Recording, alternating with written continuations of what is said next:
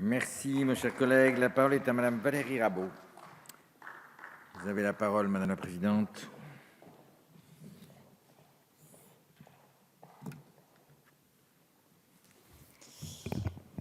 Monsieur le Président, Monsieur le Ministre, Mesdames et Messieurs les rapporteurs spéciaux et spéciales, mes chers collègues.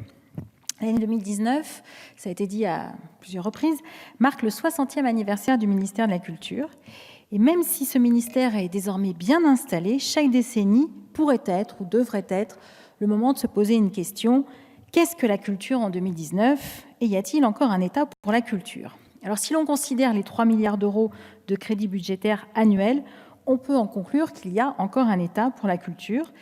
Pareillement, si l'on considère les 742 millions d'euros de taxes fiscales affectées ou encore les 355 millions d'euros de dépenses fiscales relatives à la culture.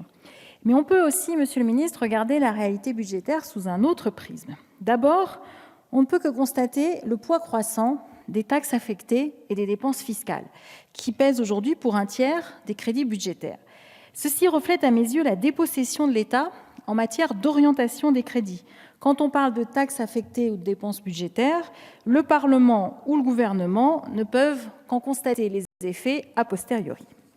Ensuite, Monsieur le Ministre, pour observer que depuis 15 ans, je prends à dessein 15 ans, l'évolution des crédits budgétaires pour la culture a été d'un peu plus de 6% depuis 15 ans, quand l'évolution de la création de richesses du pays, c'est-à-dire le PIB en valeur, a été de 20%.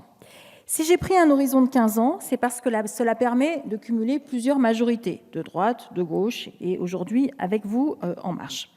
Sur cet horizon, les chiffres sont sans appel. L'évolution des crédits de la culture a été 3 fois moindre que celle de l'évolution du PIB en valeur. En d'autres termes, les gouvernements successifs, quelle que soit leur couleur politique, ont eu beau dire que la culture était leur priorité, la culture n'a en réalité pas bénéficié de la progression de la richesse du pays, ou en tous les cas 3 fois moins vite que le PIB. Et Monsieur le Ministre, vous n'échappez pas à cette évolution. Je vous invite à regarder le PIB en valeur. Vous verrez, vous faites une règle de 3, c'est très simple. Enfin, pour regretter l'impact de cette réalité budgétaire sur nos territoires. Je vais prendre 3 exemples. Là aussi, ce n'est pas votre majorité qui l'a porté, mais vous continuez ce schéma-là. Les DRAC se retrouvent cadenassés, je dis bien cadenassés, dans des programmes et des labels que nous avons définis ici, qui ont été définis au sein du ministère de la Culture. Et aujourd'hui, comme les crédits sont contingentés, elles ne peuvent plus accompagner que les opérations qui sont conçues sur mesure pour entrer dans les 10 labels et les 10 programmes. Or, on sait très bien que la création est indissociable de la liberté et la culture ne peut s'épanouir si elle est enfermée dans ces logiques de corsetage. Deuxième illustration, l'amputation, je vous l'ai dit pendant la commission, pour 2020 de 10 millions d'euros de la subvention pour le Louvre. Cette coupe représente une baisse de 10% de la subvention versée au Louvre ou 5% de ses ressources. Alors vous justifiez cela, c'est une coupe inédite qui ne s'est jamais vue dans l'histoire du Louvre. Vous justifiez cela en indiquant que vous supprimez le plafond d'emploi qui va permettre d'ouvrir plus le Louvre et de faire entrer des recettes supplémentaires. Sauf que dans ce PLF, il n'y a aucune suppression du plafond d'emploi. Aucune. Donc vous supprimez 10 millions d'euros, mais vous ne donnez pas un bol d'oxygène supplémentaire avec la suppression de ce plafond. 10 millions d'euros, si on prend une entrée à 17 euros, ça fait quand même 600 000 visiteurs de plus. Or, le Louvre a déjà 10 millions d'euros de visiteurs, ce qui est très important. Donc là aussi, nous serions preneurs d'avoir quelques explications sur ce point-là.